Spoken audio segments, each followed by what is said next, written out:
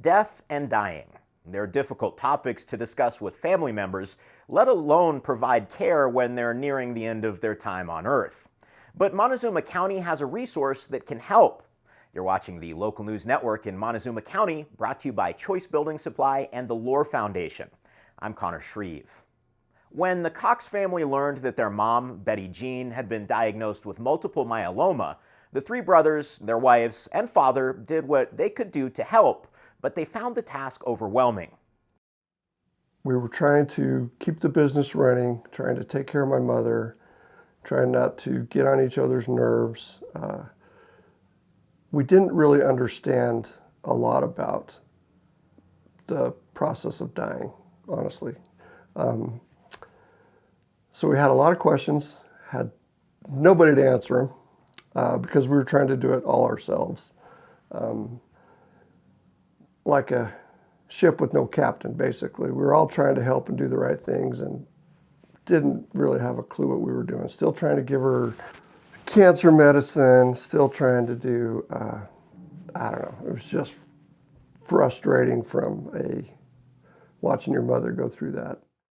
Then, after another one of many emergency trips to the hospital, Betty Jean's doctor advised the family to take her home, make her comfortable, and contact Hospice of Montezuma. Though wary at first about a stranger coming into their home, the Cox family came to appreciate the support hospice staff provided. Founded in 1985, the nonprofit Hospice of Montezuma provides skilled nursing care, everyday living support, emotional support for families, and bereavement care. The agency also operates a library that provides free wheelchairs, canes, walkers, and other durable medical equipment on loan for free. Hospice of Montezuma accepts insurance, Medicare, Medicaid, and if a patient has no financial resources whatsoever, services are free. We go in and assess the situation, and if that person actually qualifies for hospice care, we go in and we start helping that person wherever they are.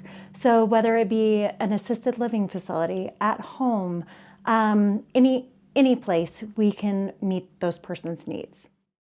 Betty Jean Cox died shortly after her family brought her home.